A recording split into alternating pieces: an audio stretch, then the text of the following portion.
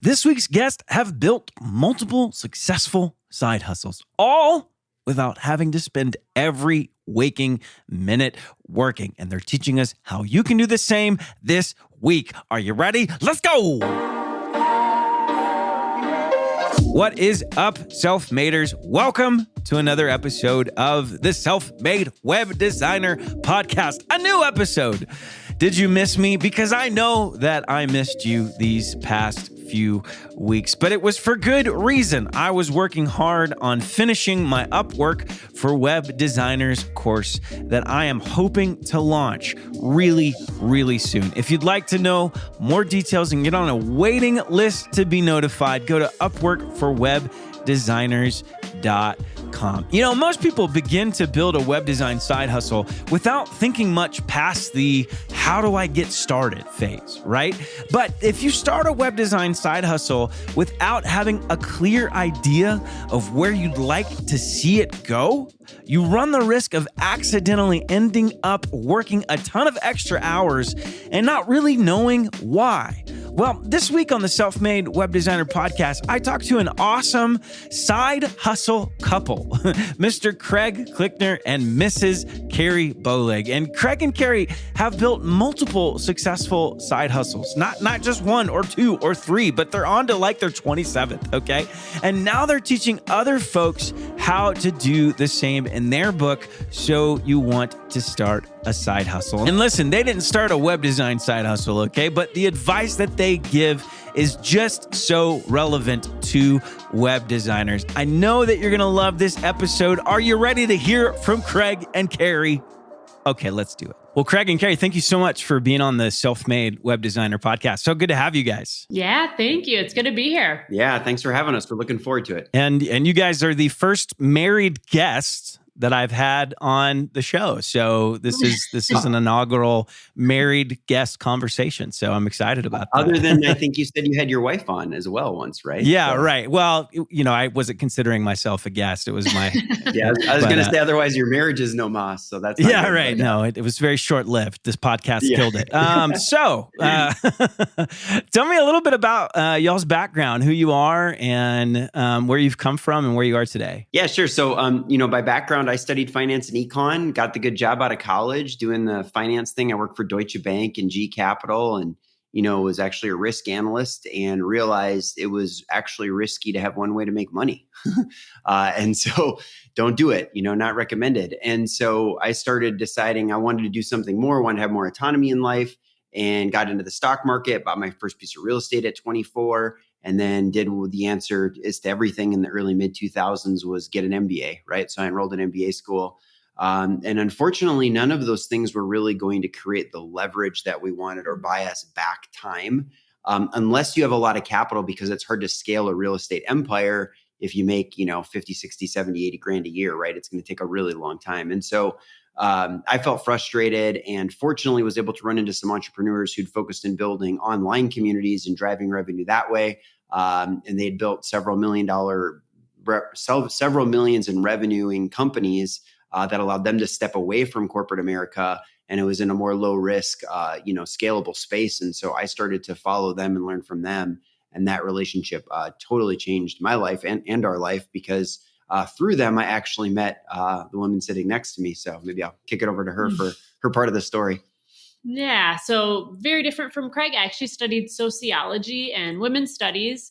My goal is how do I make a really big impact? How do I be fulfilled and happy in life? And so I went into teaching and coaching. Everything I did was child related and I loved it, but it came at a huge cost of lifestyle and having choices and having autonomy and security. And so I got pretty open-minded and realized, okay, like I have a good job, but what can I do outside of that? What can I do on the evenings and weekends? And leveraging what we call more moderate entrepreneurship. So there's very few people in the world that are like the Mark Zuckerbergs and the Elon Musks, but I think there's way more people who are converting from like wanting to work forever. They think that's the only path or the only way to do it. And now more people are operating more in that moderate space of realizing maybe things aren't as secure as they used to be, but there's more opportunity than ever. And so I was really one of those people, didn't have business expertise, didn't have really even a resume at that point because I was 22. So it was, hey, how do I kind of realize everything's a skill set, jump ship, jump into the entrepreneurial space, put my toe in the water and just start really leveraging that compounded effort of like evenings and weekends to build something up over time. So yeah, that's where I met Craig. Most of my financial thought process stems from Craig, actually. So I've learned a lot from him, sometimes in a frustrating way, because he's definitely a lot more of like the fiscally conservative type. I was not that way. So it's been a fun learning curve. But, if you want to learn how to build a business, you have to learn how to manage your own personal finances first. And I think a lot of side hustlers or, solopreneurs kind of miss that altogether in a lot of ways. Yeah, man, you guys just hit on so many good things that I don't think we have enough time to talk about all of them. But I think one of the things that you mentioned, Carrie, you having kind of a passion for making the impact, but realizing that some of those jobs don't necessarily come with a sustainable salary. And that's what it was for me. I was a musician for the better part of my adult career, and passion jobs come with passion pay, which is very, very little. And so I had to learn my side hustle in order to provide for my family. So talk a little bit about that. And Craig, you had mentioned the danger of not diversifying your income streams, which I think a lot of people are feeling from the pandemic. So talk about how a side hustle can really enable you to be able to do the things that you love, and it doesn't necessarily have to take over your entire life. Yeah, why don't you start? You got the first question there, because that's a loaded one. That's like a 40-minute answer, but yes, great questions. Yeah, I mean, what's interesting is for us, we decided, hey, let's build something for ourselves and let's make it very practical. And practical in the sense that we could scale it and actually create really good income as a function of our growth, but also create more time in our life. And the reason that I was willing to do something entrepreneurial and practical coming from my background is because I knew that if I created a successful, thriving business and I was able to walk out of my 40-hour teaching career, I would essentially buy back a lot of hours to do whatever the heck I wanted in a given week. And so that was really the vision, is like, if I've got 168 hours in a week to play with, I can do a lot of pretty cool shit. And so now we've done a lot of more of the passion projects. We started a nonprofit last year. We started our own podcast, which has been so cool to just shine the light on other people doing really remarkable things and creating good growth. We wrote a book. We published a book this last year. It just released about a month ago. So had I just gone from teaching to trying to start a nonprofit, write a book, all these things, like it would have been a mess. And I likely wouldn't have really been able to create the scale of bigger wins and fulfilling wins that I was looking for. So there was really a rhyme to the sequence. And the reason we took that approach is so we just could have a lot more control and security and choice over a lot of like the passion projects ultimately. Yeah, a few things we want to dispel. Number one, you don't have to be passionate about a side hustle for it to enrich your life, right? Like just like you don't have to be passionate about your job to have a good one or to make income. But if you have a clear goal of like why you're engaging in a side hustle, you can use it as a tool to enhance your lifestyle. And to Carrie's point, give you that freedom to choose and ultimately be able to customize the way you want to live and how you want to live, not just like, what do I want to do? Because a lot of people are like, what do I do? What do I do? And our thought process is, well, number one, how do you want to live? Create like what we call a life vision. And then number two, figure out like who already lives that way, right? And then when you do those two things, now you've got like real life examples. And then when you start to get into the diversifying and why you should have a side hustle, we say that there's less job security than there's ever been, but there's also more opportunity than there's ever been. And not only should you be diversifying income streams, but we recommend diversifying skill sets, because most of us ultimately are more dynamic than our job title. Right? Like whatever your job title is, there's things you can do that the job title will not allow for, especially if you're in a big corporation, because you get very siloed. And so that's all the more reason you should have something outside of the day job that can fuel whatever kind of lifestyle you want to create. So in your case, it's inverted, right? Like, So I've got a ukulele in the corner, but there's no one on planet Earth that would pay me money to like listen to me play it. But I love to play it. So I had like the day job practical stuff and then the side hustle, which now allows me to play ukulele full time, I guess, if I wanted and not get paid. But but the idea you did at the inverse was you started with the passion as the job, realized, oh, this is really tough, because I think anytime you take your passion and you try to monetize it, it can, not always if you're really successful or you know, somehow you hit it really big, but a lot of times it can really strip the fun from it. And so like Carrie, we talked about, is into photography and loves to do photography, but to build a career around that and feed her family with that, you know, a lot of times you end up doing weddings or headshots and things that maybe aren't as exciting if you're into photography, right? So I think there's just about a practicality behind all of it, and realize that you can have more than one way to make income, and making income in new environments is usually just a skill set that needs to be learned, right? Like in your case, you know, if it's web design or whatever it is, there's just a skill. And if you just go out and attack the skill, you know, you'll figure out how to monetize it over time. I love this idea of, you know, having the vision first. Like, what do you want your life to look like? Because I think a lot of people, when they start with the idea of getting a new skill or starting a side hustle, it starts off like you're really passionate and it feels awesome and everything's, you know, you get that first gig and you're like, oh my gosh, this is amazing. But eventually 4 or 5 years later, you're like, I hate my side hustle and I want to die, but now I have to keep doing it, right? Because I have all these financial things that I have to account for and all that kind of stuff. So how do you keep from letting, you know, what is a little fun little pet project grow into this monster that is consuming your life? Yeah, we can answer this really specifically. So we say that there is an epidemic of people starting side hustles, but an epidemic of people who are not finishing them. You can't finish something if you don't define what the finish line looks like or what it is. And so when you start the side hustle and you're like, oh, I want to make a little extra money, or I have an interest in this, that's great. But then map that out a little bit. Like, where are you trying to go with this? And do you want to create passive income or create ongoing income? Do you want to just replace your job income and you'd be happy doing it 45 hours a week? Or do you want to create progressive passive income so you at least have a little more lifestyle, but you don't have to do all the work all the time? And so there's a lot of different ways to do it. And last option too is like, do you want to flip it and sell it?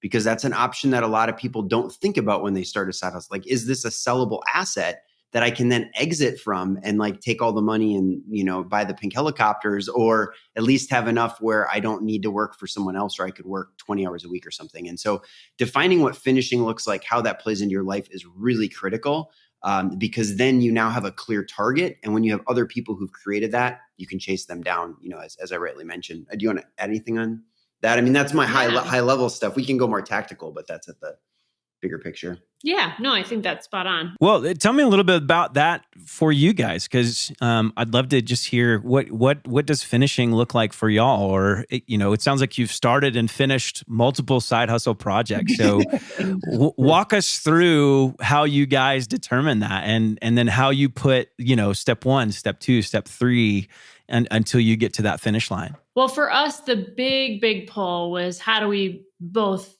scale out of our careers? We both wanted to be full-time parents, entrepreneurs. I am a huge travel person. So unfortunately or fortunately, travel takes both time and income. And most people have either only one or neither, which makes it problematic. So is, how do we get to that space where not only can we scale out of a little bit of the work of building our businesses, but also, you know, have good lifestyle and choices? And Craig always jokes, like in his 20s, he's like, I could live in a cardboard box as long as I didn't have to go to a job. But then he married me, and like, I have a little bit better taste than that. So, you know, then the goals had to increase. But, you know, one of our first rounds of side hustles was in the affiliate marketing, network marketing industry. We built that up to several million in sales. In the process, I was able to walk out of my teaching career because our part-time businesses were making us more money than my full-time job. So I said, hey, I'd rather take that time, jam it into anything else, like family, travel, helping other people in our industries. About 5 years ago, Craig just had his anniversary. He was able to scale out of his, you know, 6-figure banking career, which he could have done it earlier, but being the conservative banker that he is, the last couple of years, he just banked 110% of his salary. So again, when he walked out of his job, we actually had really good lifestyle. Our lifestyle didn't have to like reduce just because he didn't, have the security of his full-time paycheck anymore.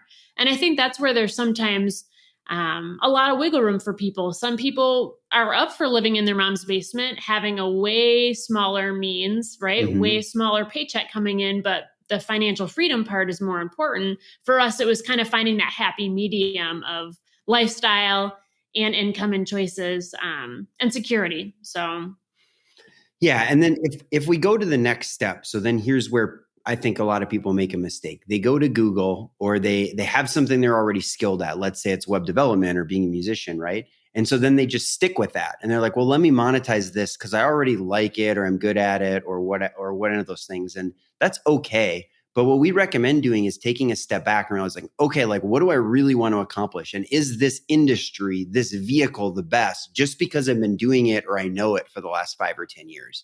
Big mistake a lot of people make. And then when you start to think about, well, how do I make progressive income from this? Well, if you're going to do Airbnb, I would recommend a management company if you want to make passive income, because then you can scale easier. Otherwise, you just end up working your face off and cleaning rooms all the time to maybe make an extra $500 or $1,000 or $2,000 a month that doesn't create the lifestyle that you really want in the end. And so thinking through some of these things is really important. We actually have on our website, we have what's called a business evaluator, where you can just go in and start to quantify, like basically figure out how much value you're going to get from each of those buckets and what the likelihood is of accomplishing it. Like, do I want to travel? Do I want more time? Do I need to get wealthy? Like, do I need to make income fast? I mean, so all of these things you can start to weight and figure out, where do I really go? And then we mentioned this already, but I can touch on it a lot, but who we are, the way we think, how we live is very, very deeply impressed upon us by our associations. And to think that you're going to grow a multi-million-dollar business when you hang out with other employees who have random ideas like you do is nonsensical, right? Like, you don't get into web development because you don't know anybody in that industry. And so, yes, certain skills you can learn from the internet and Google, but I guarantee anybody says they want to launch a podcast and they call you and they're like, I want to launch a podcast.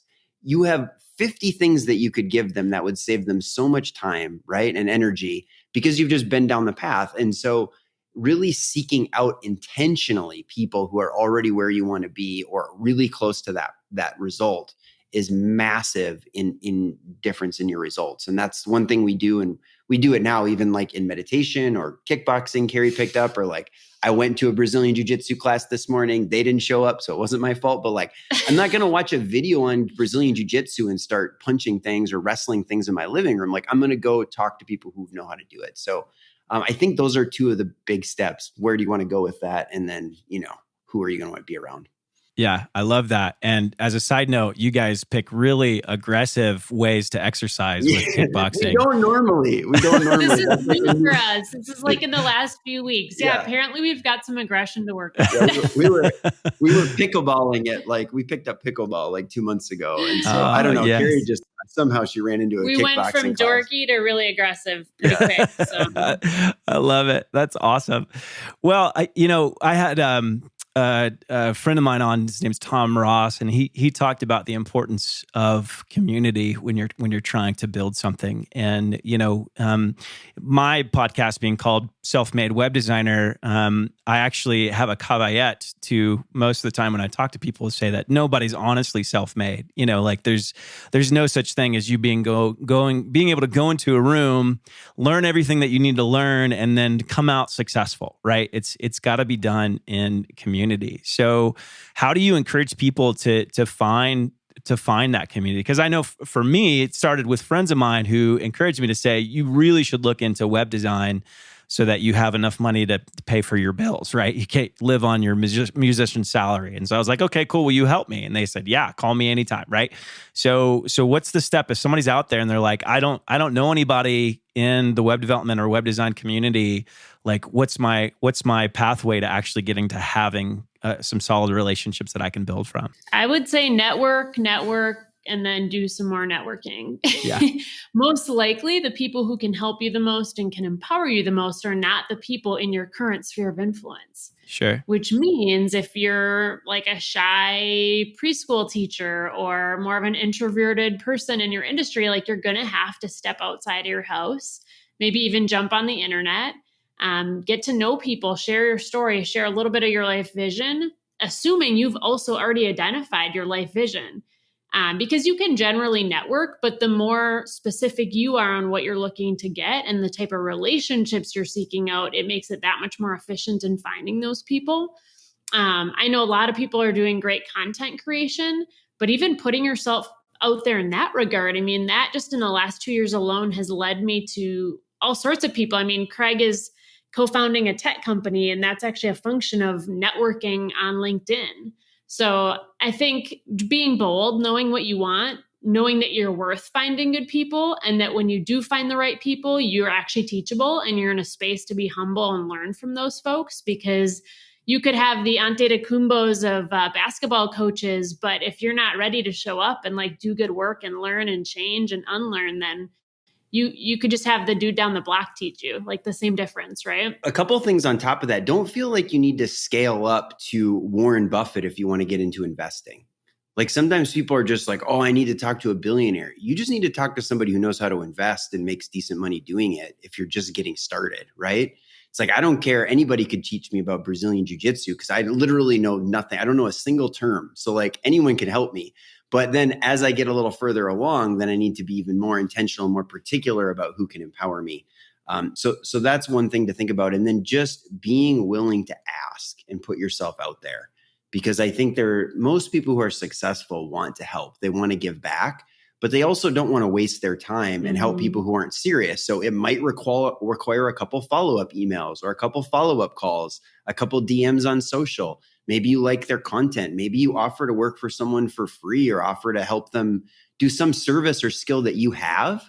Like you could offer to just support someone for free or help support a nonprofit charity cause they love. And all of those are great ways to like get in the circle of people who are successful in community who is already moving in that direction. I think the thing that a lot of folks struggle with when it comes to networking is just the social anxiety, and also feeling like you're trying to get something with it without giving it. Like I'm going in looking for the opportunity, and people don't like to feel like they're being transactional with a relationship. So how do you get around that? How do you coach people to not, number one, have social anxiety, but number two, to look at the relationship as more than just what I can get from them, even if I don't have anything to offer? Yeah, great. That's a really great question. Yeah. I think there's always something that you have to offer. I mean, it could be free labor, like for their company, like I just mentioned. It could be goodwill or a nice post about them.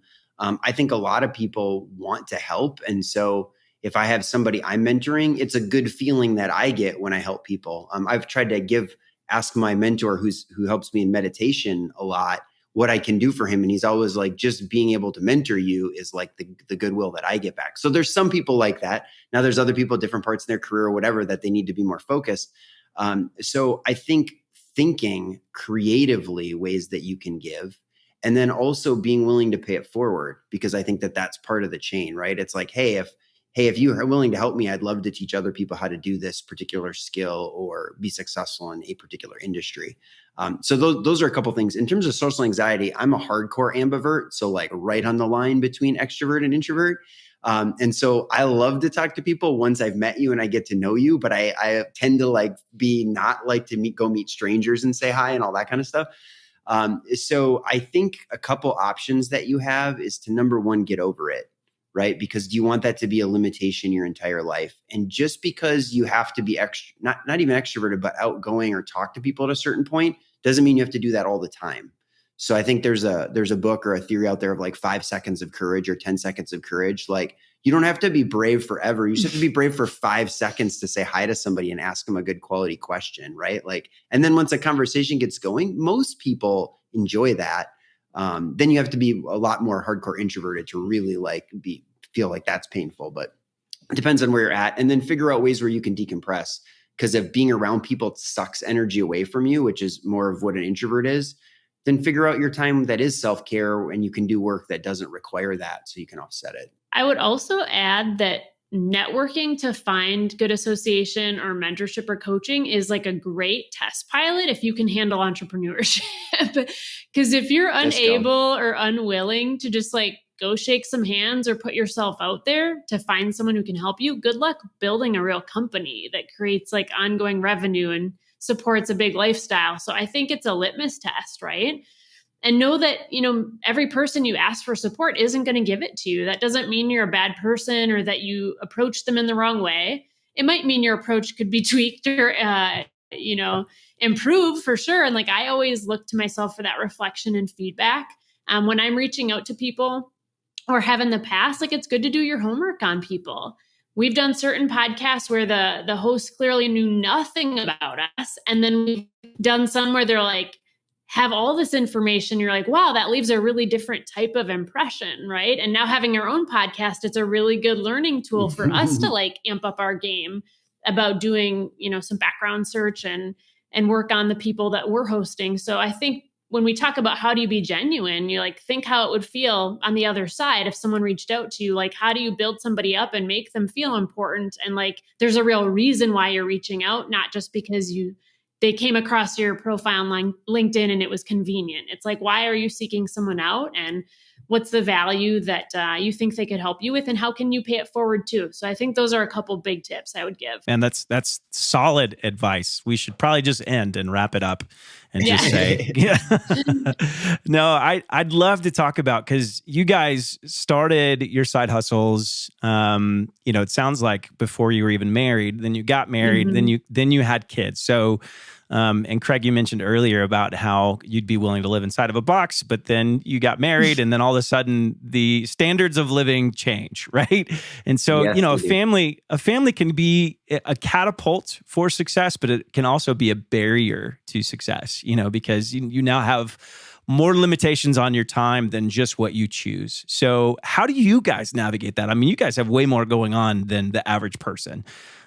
So how did you navigate that in every season, and how do you maintain that healthy rhythm of life to spend time with your kids from now going forward? Yeah, there's a small section in our book about AQ, Adaptability Quotient. And I think that's something as entrepreneurs that we've had to grow in and myself stretch myself around. It's like, how many plates can I have spinning at one time?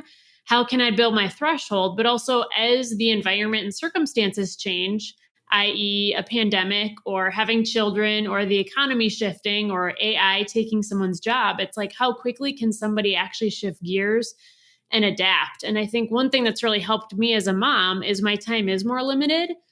But with the time I do have, I make it count in a totally different way than I ever did before having kids. So I actually feel way more effective and way more productive doing the right things, the things that actually move the needle, the things that actually create, real revenue or net profit in a way that it just wasn't on my radar when I had a lot more time.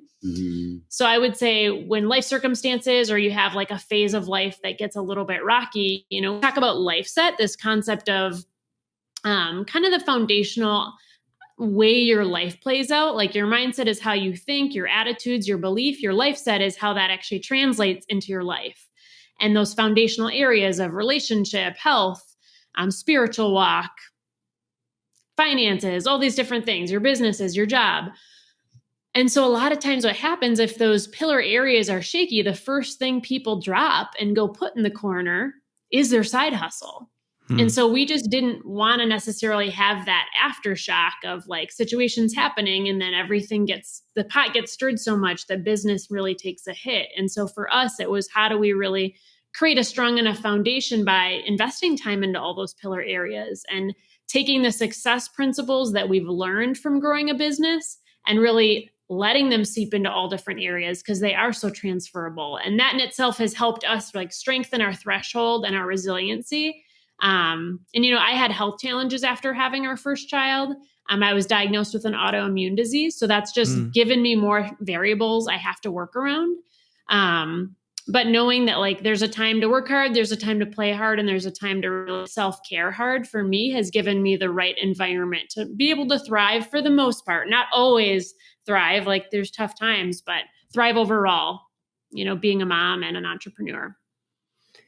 Yeah, I think the biggest thing is you value your time more. And so you should take it more seriously and being able to evaluate, okay, is this an activity that I should really be doing? Or is this something that can be delegated or automated or deferred?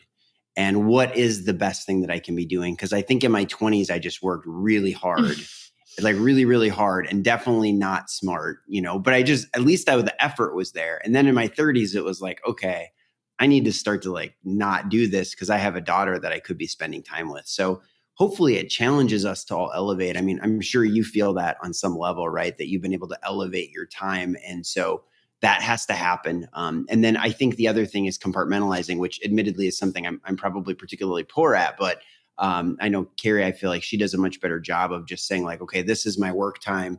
This is my kid time. And then you're not like paranoid about the other when you're doing one. Right? Yeah. Because like today was a little funky day because I had like a random legal call and then another random call that just like popped up last minute. And so I was with my son and then I left and I was with my son. And that was harder for a 4-year-old than me just saying I'm busy. And then I come back and I give him a whole chunk of time. And so I think there's ways to manage to all of those things if you're smart and intentional that can create a much happier, healthier home life than if you're just sort of chaotic about it. And something that I learned about you guys that I think is really, really cool and something that we try to do is bringing your kids on the journey with you in your side hustles. Like I remember hearing that you guys kind of set your family goals at the beginning of the year and talk to your kids about, you've got a slogan that you have for that year. So what does that look like for y'all? Do you guys keep your kids abreast of what's happening and bring them into the conversation, or as much as they can? I know obviously they're young, but how does that play out for y'all? Yeah, I mean, I wouldn't say that it's perfect because we had a family meeting the other day and we had a 4-year-old and 7-year-old, and I was actually pretty proud of like Augustin did, like the 4-year-old did like a pretty good job. He didn't leave. He tried to leave a couple times, but like, I think it's just about talking about it at least and verbalizing it, and like we talk about rewards and rewarding, work together as a family, but reward as a family. So like we're going to go to Disney World later this year. And it's like, hey, if we do X, Y, Z, then we can all go to Disney World together. Right. And so when they feel a part of the journey and the rewards, I think that that's really important versus like, we need to pay the bills, like stop bothering me right now, because then that puts them here and you here. Right. But when you can figure out how do we merge these goals because we all want to be successful and happy together, then I think that can go a long ways. And I do think the family slogans we had have been super awesome. Although, the one we had last year was, we can learn anything if we work hard enough. And I think I made the kids say it so many times, they just like started to hate it. But there's just like so much power in that and like a family kind of rallying around something. So we have, again, on the website, we have like a life vision document that you can go in and start to fill out. And it will push you to work on some of these things in ways that you otherwise wouldn't. And it's like, of all the things we could do in our life, like, don't we think like clearly defining how we want to live seems like important? Yeah, we're rarely ever asked to do that, or we certainly don't challenge ourselves to do it. So I think those are some things that come to my mind.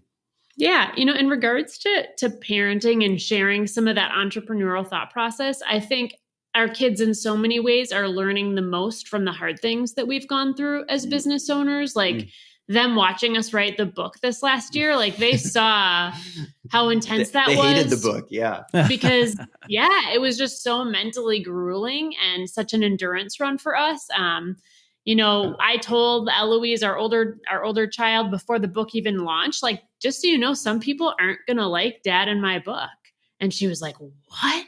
Like, no way, that's impossible. And it's like, I love talking about that hard stuff because when your kids can watch you be resilient, it just sets a very profound example. And they know we're not perfect. They know our lives aren't going to be perfect or easy either. And like, if we can get through hard things as their parents, that's just a pretty sweet level of modeling that I love talking about. And like, even between Craig or I, like, it's fun to succeed together. We've had a lot of successes together in a lot of different industries, but it's also pretty unifying to fail together and to have to rally together and like be on the same side of the table looking at a problem or solution. And I think a lot of couples don't have that experience of kind of 9 to 5, they're going different directions, but figure out some way, whether it's through a side hustle or at least a hobby that you can like have that experience of failure and victory together. Cause I don't think you can put a price tag on that personally. I want to add one more to this real quick, is like giving them some of their own entrepreneurial goals. Like Carrie helped Eloise make like a little dog sitting sign and branding and stuff, because she's going to do some dog sitting at 7. And then Eloise and I started writing like a book together.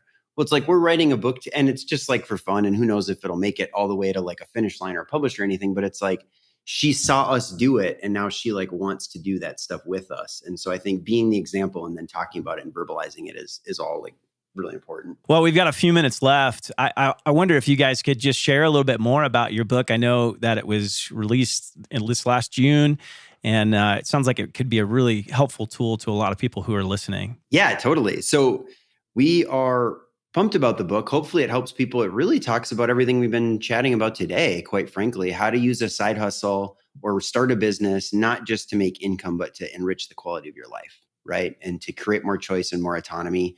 And so we've had a lot of fun with it. I think that it's philosophical, foundational enough on the front end, and then gets more tactical about like ideas of revenue and how to fund your business, and branding and stuff is on the backside. So the feedback we've gotten so far has been great. Publisher Weekly featured it, and Booklist just said it should be in every high school curriculum on some of the financial management stuff. So we've just felt really blessed that a lot of that stuff is in the book, and it's been fun to write, and hopefully it helps people. And if it does and somebody gets it, please let us know. And if it doesn't, please let us know. I mean, we're happy to take the feedback on how we could have done better. I mean, we're first-time authors, so it was a cool process to go through and learn how to communicate. We've done a lot of public speaking, but not a lot of like formal writing. And so yeah, it was neat to do a new means of communication, and hopefully it's empowering to folks. So I don't know if there's anything you want to add to it, but.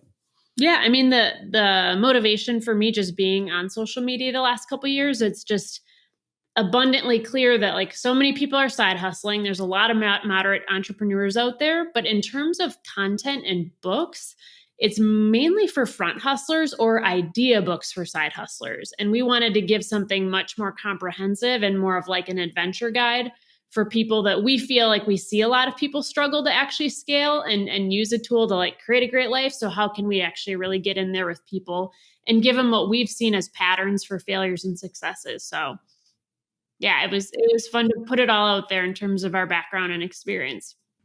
Yeah, it's so true. When I started 7 years ago with my side hustle, I was looking for anything and everything, and there was hardly nothing at all. And so the fact that you guys have created something, I think is great. Can you just real briefly mention what's the name of the book? Oh yeah, it's called So You Want to Start a Side Hustle.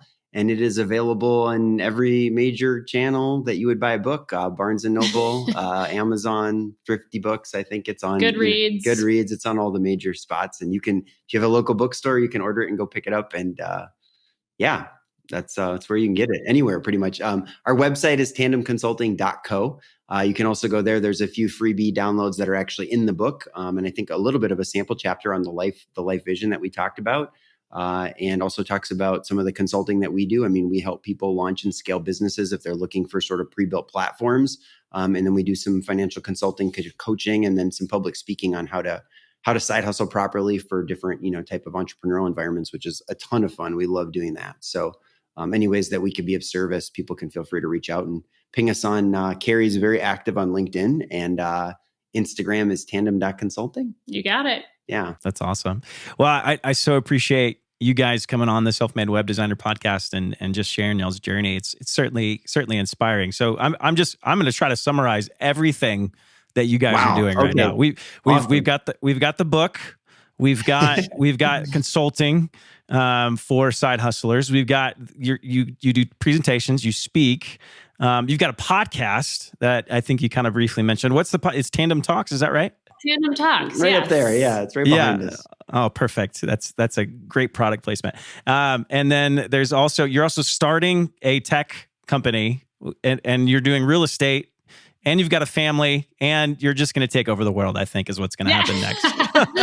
Well, I heard once, why do one thing well when you can do a bunch of things in mediocrity? So that's not the goal, but sometimes I feel that way because we had spread a little thin. But yeah, it's a blast. It's fun to wake up and like, we talk about treating life more like a playground than a manufacturing plant, right? Like, I have to do this and then I have to, right? Versus like, there's the jungle gym. Let's go jump on that, or let's go plan the swings. And so I think buying back a lot of your time and creating multiple streams of revenue allows you that freedom to like literally wake up and chase what you love, which we feel blessed to do and hopefully pay it forward. Well, you guys have been awesome guests. I want to encourage everybody listening, go to tandemconsulting.co, check out their book. So you want to start a side hustle and all of the other things that they're doing. Carrie and Craig, thank you again. I'm going to have you on when you've started 4 or 5 more businesses. And no, please. We'd love to come back. That was a great discussion. We'd love to hear more from your side too. And I'm sure hopefully it was helpful for web developers specifically, but most of it was pretty general, I think. So. Yeah, thanks for having us, Chris. Such awesome insight from Craig and Carrie. I love the idea that you've got to think about the end goal. What is it you're trying to really accomplish with this side hustle? Thinking about it in that way will help you know the steps that you need to take to be really successful. Without doing that, you never quite know if you've been successful or what it looks like. And so your side hustle can kind of just morph into this thing that you might not even really want it to be. And you can look up 5-10 years from now and go, what am I doing? But if you start going, hey, what's my long-term vision? Then you'll know that every step along the way is calculated and it will help you know what success actually looks like. Well, I hope you enjoyed this episode of the Self-Made Web Designer Podcast. I know I really enjoyed the conversation. Check out Craig and Carrie's book, So You Want to Start a Side Hustle, and I know that you're going to love it. Well, next week, we've got another amazing episode. It's coming at you hard and fast. It's going to be new again, guys. We are going to have some fun. So until then, have a good week. And don't forget, if you don't quit, you win.